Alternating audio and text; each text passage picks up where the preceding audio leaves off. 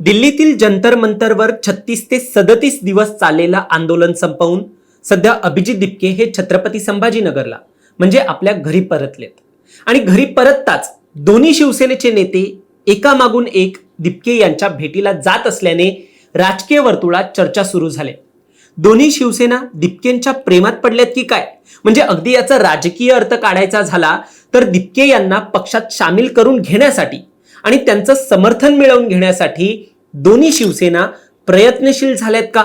अगदी दिपके यांनी या सर्व घडामोडींमध्ये एक गंभीर आरोप देखील केलाय की भाजपने पक्षात येण्यासाठी ऑफर दिली असून जर पक्षात आले नाही तर तुम्हाला ठोकू अशी त्यांना धमकी भाजपने दिली होती असं ते म्हणतात. त्यामुळे या व्हिडिओच्या माध्यमातून दिपकेंचं महाराष्ट्रात इतकं महत्व कसं वाढतंय, का वाढतंय आणि या दोन शिवसेना दिपके यांच्या प्रेमात पडले असल्याचा नेमका विषय काय आहे, सगळं काही या व्हिडिओच्या माध्यमातून आपण जाणून घेऊया. दरम्यान तुम्ही चॅनलवर नवीन आलाय तर लगेच सबस्क्राईब करा प्राईम टाइम महाराष्ट्राला, कारण असे राजकीय घडामोडी आणि घडामोडींमागील राजकारण आम्ही नेहमी तुमच्यासाठी घेऊन येत असतो.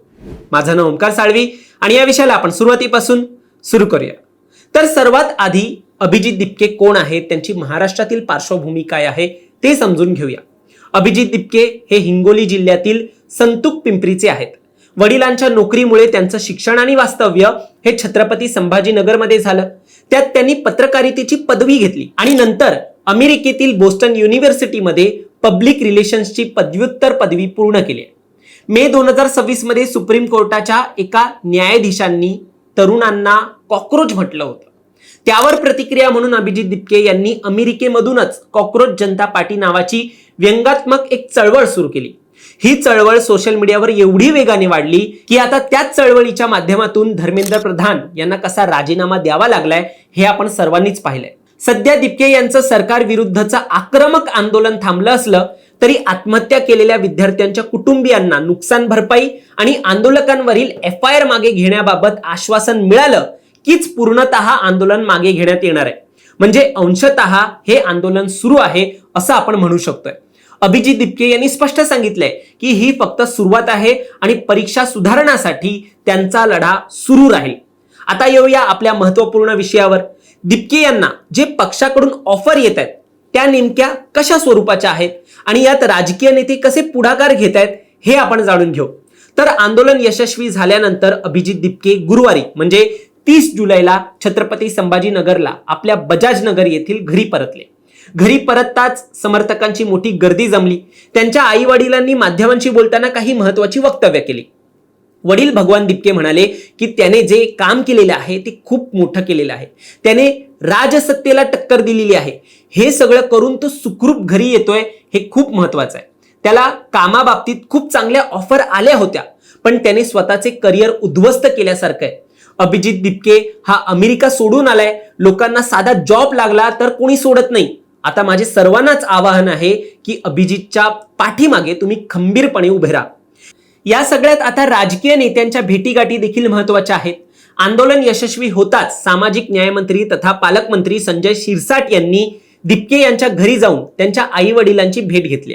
त्यानंतर आमदार बच्चू कडू यांनी सायंकाळी दिपके यांच्या घरी भेट देत अभिजित यांना पेढा भरवून त्यांचं अभिनंदन केलं. बच्चू कडू म्हणाले की ते एका आंदोलनकारी म्हणून दुसऱ्या आंदोलनकार्याला भेटायला आलेत. म्हणजे दोन्ही शिवसेनेचे नेते जे सत्तेत आहेत, NDA सोबत ज्यांचा पक्ष आहे, ते दिपके यांना भेटायला गेले होते. त्यामुळे ही घडामोड आपल्याला दुर्लक्षित करून चालणार नाही. दिपके कुटुंब हे माझ्या मतदारसंघात राहतं. अभिजितला मी लहानपणापासून पाहत आलेलो आहे. त्याच्या बहिणीला पाहत आलेलो आहे. माझा मुलगा तिच्या हाताने राखी दरवर्षी बांधतो. म्हणजे हे नातं आहे. आणि मी मुद्दामून आंदोलन संपल्यानंतर घेऊ, कारण मधल्या काळामध्ये जर गेलो असतो तर त्याच्या वेगळ्या बातम्या झाल्या असत्या. मग हे कुणाचा मेसेज घेऊन गेलेत का, हे काही सांगायला गेलेत का, म्हणून एक आपलं त्यांचं माझं असलेलं नातं ते, एक तर ते माझे मतदार पण आहेत, माझ्या मतदारसंघातले आहेत, माझे जवळचे आहेत, नातेवाईक आहेत. आणि मग हे सर्व आंदोलन झाल्यानंतर त्यांचा विचारपूस करणं हे मला गरजेचं वाटत होतं.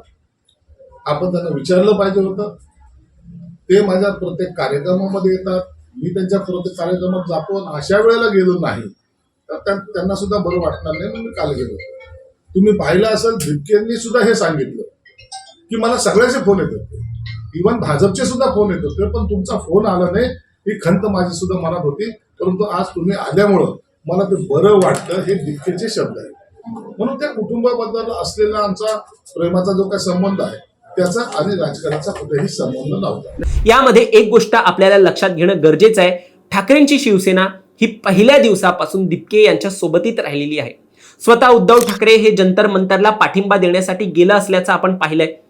आणि आता 30 जुलै म्हणजे काल गुरुवारी ठाकरे गटाचे ज्येष्ठ नेते चंद्रकांत खैरे यांनी बजाजनगर येथील अभिजित दिपके यांच्या निवासस्थानी जाऊन भेट घेतली. आणि या भेटी दरम्यान खैरे यांनी मोबाईलवरून उद्धव ठाकरे यांच्याशी दिपके यांचा थेट संवाद पुन्हा एकदा घडवून आणला. उद्धव ठाकरे यांनी अभिजित यांच्या आंदोलनाच्या यशाबद्दल कौतुक केलं, त्यांच्या आई वडिलांशी आपुलकीने चर्चा केली आणि उद्धव ठाकरेंनी अभिजित यांच्या लग्नाबाबत आणि कौटुंबिक बाबींची देखील विचारपूस केली. तसेच त्यांना मुंबईत मातोश्रीवर येण्याचं आमंत्रण दिलं. यावर अभिजित दिपके म्हणाले, मला सर्वांनाच भेटायला आवडेल, मी नक्कीच मातोश्रीवर येईन.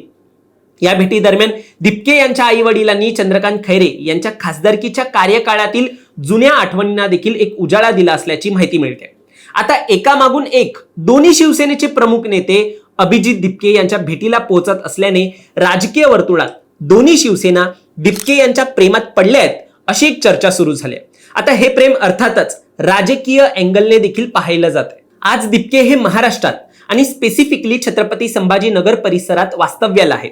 आज ज्या दिपके यांनी महाराष्ट्रापासून देश एकवट लावलाय, त्यांची इन्फ्लुएन्सिंग पॉवर वाढवली आहे आणि जर त्यांना कोणत्या जागेची खासदारकी आणि आमदारकी दिली तर ते आता जिंकवून आणू शकतात हे आता प्रत्येक पक्षाला कळलंय. त्यांच्याकडे युथ पॉवर आहे, त्यांच्याकडे संघटन निर्माण करण्याची ताकद आहे. आणि आपण एका आंदोलनातून दिल्ली आणि पंजाब सारख्या राज्यात कशी आम आदमी पार्टी उदयास येऊ शकते हे देखील पाहिलेलं आहे. या सगळ्यात जर कोणताही पक्ष दिपके यांचा पक्ष प्रवेश करवून आणतो तर त्या पक्षाच्या बाजूने तरुणांचं झुकतं पर्स्पेक्टिव्ह एक तयार व्हायला जास्त वेळ लागणार नाही. त्या पक्षाला त्याचा फायदा व्हायला जास्त वेळ लागणार नाही. आणि याचाच लाभ घेण्यासाठी आता दिपके यांच्या भेटीगाठी सुरू आहेत का हा प्रश्न निर्माण होतोय. पाहायचं झालं तर ज्याप्रमाणे दिपके यांनी आतापर्यंत ठाकरेंसोबत संबंध ठेवलेत त्यानुसार दिपके यांचा त्यांच्याकडे झुकलेला दृष्टिकोन देखील एक लपून राहिलेला नाहीये. म्हणजे जेव्हा ठाकरे आंदोलनाला आले होते तेव्हा दिपके हे स्वतः उतरून त्यांना भेटून त्यांच्या हाताला पकडून जंतर मंतरच्या स्टेजवरती ते त्यांना आणत होते. आणि या आंदोलनात ठाकरेंनी रोज दिपकेंबरोबर फोन कॉल करून त्यांची विचारपूस केली आहे अशी देखील एक बातम्या समोर येतात. म्हणजे उद्धव ठाकरे हे दिपके यांना फोन लावायचे रोज, ही एक माहिती जी आहे ती समोर येते. त्यामुळे आगामी काळात दिपके स्वतःचं संघटन उभे करतायत की कोणत्या दुसऱ्या पक्षात जात आहेत हे पाहण्यासारखं असेल. पण या सगळ्यात अभिजित दिपके यांनी माध्यमांसमोर आणखी एक मोठा खुलासा केलाय. त्यांच्या मते आंदोलनाची सुरुवात झाली तेव्हापासूनच त्यांच्यावर प्रचंड राजकीय दबाव होता.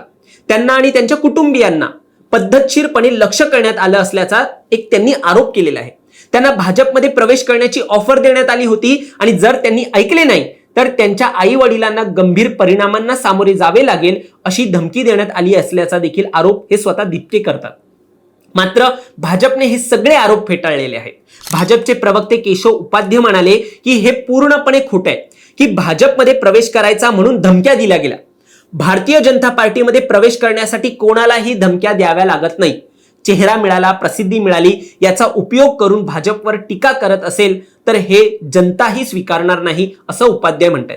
चंद्रशेखर बावनकुळे यांनी देखील म्हटलंय की देशात आणि महाराष्ट्रात भाजपचे कोट्यवधी कार्यकर्ते आहेत. जर खरोखरच कोणी दिपके यांना आणि त्यांच्या कुटुंबाला धमकी दिली असेल तर हवेत आरोप करून पक्षाची बदनामी करण्याऐवजी त्या व्यक्तीचं नाव उघडपणे जाहीर करा. आता व्हिडिओच्या शेवटी पुन्हा तोच विषय. या सगळ्यानंतर दिपके त्यांचे स्किल्स जे आहेत ते कसे वापर करतील, कुठल्या पक्षात जातील की स्वतःचं संघटन जे आहे ते उभं करतील हे सगळं पाहण्यासारखं असेल. तुम्ही जर आता देखील हा व्हिडिओ पाहताय तर तुम्ही काय सजेस्ट कराल दिपके यांना कमेंटमध्ये नक्की सांगा. आणि हा व्हिडिओ कसा वाटला ते देखील सांगा. दरम्यान असेच व्हिडिओ पाहण्यासाठी सबस्क्राईब करा प्राईम टाइम महाराष्ट्राला.